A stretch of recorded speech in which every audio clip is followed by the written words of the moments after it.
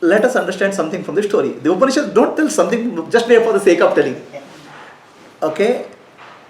In today's world, the information transmission is abundant. Every day you are consuming gigabytes of data.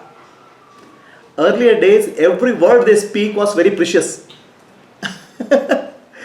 When they tell the story, they'll tell the story with a purpose, with a clarity. Not just because you have to tell the story. So, the teachings of earlier days, Upanishad and all, very, very precise, very compact. Anything they tell is they had a purpose. Okay. First, let us understand the purpose behind the story. The human beings have 4 motivations, okay, for life. There are 4 motivations for life. You know what is 4 motivation? The basic urge, right? They classified into urges into 4 purusharthas or 4 basic urges. Anybody has that. What is the basic urge? The first basic urge is kama, desire. I have so many desires. Okay? I want to have a house, I want to have wealth, I want to have my children, I want to marry, I want to see my progeny grow. This is called kama, the desire. Okay? This is the first motivation for anybody. I have to survive. Right? So, this is the basic motivation. Then the moment you have a desire, then you need artha, money, wealth. Without wealth, nothing can be satisfied. So that's called artha. I have a desire, I have to get married. So the moment I get married, I have to take care of the house, household expenses, then I need money, artha. So kama and artha, the basic motivation. First is desire, then comes the money. Okay? The Vedantic teaching tells us, our ancient Rishi said, this is perfectly alright to have a desire. It's perfectly alright. Desire is a process of growing. Nothing wrong in having a desire. Nothing wrong in earning the money also. But put dharma or the righteousness in front of these two. Okay? Do everything in a very righteous way. Dharma. Dharma, then follow artha and kama. Always do everything in a righteous way. What is doing righteous way? A right way of earning money, a right way of living, and right way of giving. Earning, living, and giving. These 3 together they call as dharma. If you do this, your life will be peaceful and happy. If you live for selfish reason, you will have misery in your house. So put dharma in front of artha and kama. Very simple teaching. That's why it said the basic motivation is dharma, artha, kama. So then the Rishi said, our sages said, a human being lives for more than desire, more than money, and more than charity, dharma. More than right way of living. There's something more than this to human life. It's not this much. There is a deep desire in every human being to attain the supreme bliss. Okay? I want to have an eternal life. I want to be very blissful. Blissful and eternal life is the inherent desire for everybody. They may not say it. You may not say it. Okay? Do you want to be happy? Yes, I want to be happy.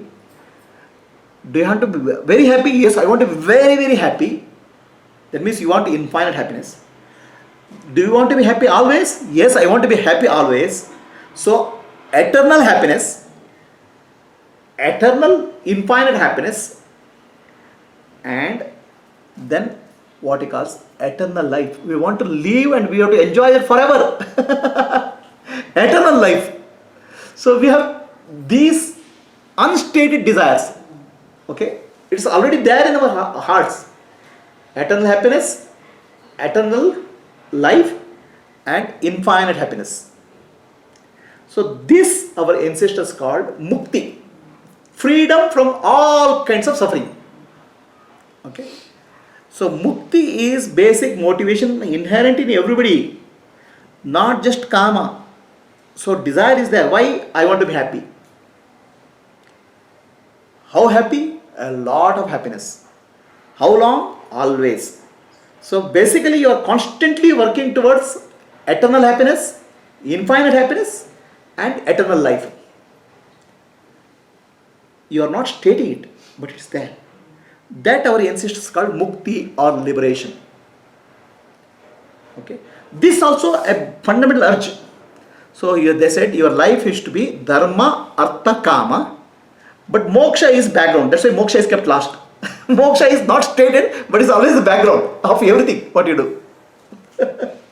Dharma, artha, kama, moksha. Moksha is your background of all. Everybody has a background moksha. So they may not say moksha or something. Okay, the moksha means in this thing liberation from suffering. What is the liberation from suffering? Eternal happiness, infinite happiness, and eternal life. So this is called moksha. Okay, so these four motivations are there. A Western psychologist called Maslow put these motivations in a different perspective. It's called Maslowian hierarchy. Maslow hierarchy. He said every human being, first level he works for survival. Okay. I have to survive. Motivation is survive. Then second motivation is to grow. Then third motivation is love and happiness, society. Then once you have society, then you have a question of security. The moment society comes, security needs. Then human being is not satisfied. He wants a recognition, name and fame. Then are you satisfied? Then you call self-actualization.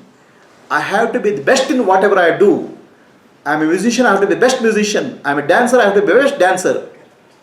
So these are the motivations called Maslowian hierarchy. But entire Maslowian hierarchy can be fitted into only one word of four motivations or ancestral put. Kama. Kama and Artha. Okay. The Kama and Artha are fitting into Maslowian hierarchy. Our ancestors, rishis, sages, they had a much more deeper insight into life. There is dharma, artha, kama, moksha. This is what human beings work for. Okay.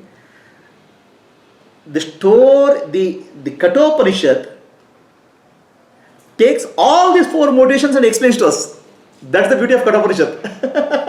In a simple story and the ensuing dialogue, Kathopanishad is telling about dharma, artha, kama, moksha. All those four things it's explaining. First take kama, desire. Okay. This man, who is that? Vajishravas. Vajishravas has a desire for desire for money. First he had accumulated money. That's why he has a lot of cows. Now once you acquire something, you want to ensure that next life also I will be safe.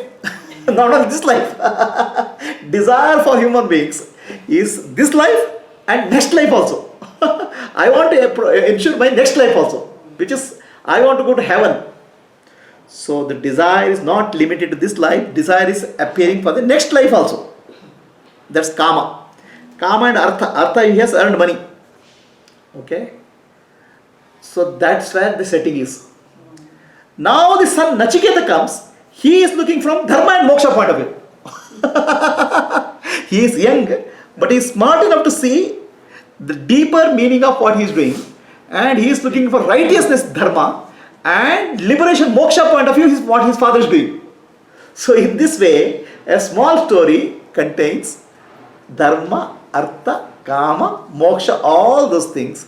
And as the story unfolds, we will understand these. It's clear?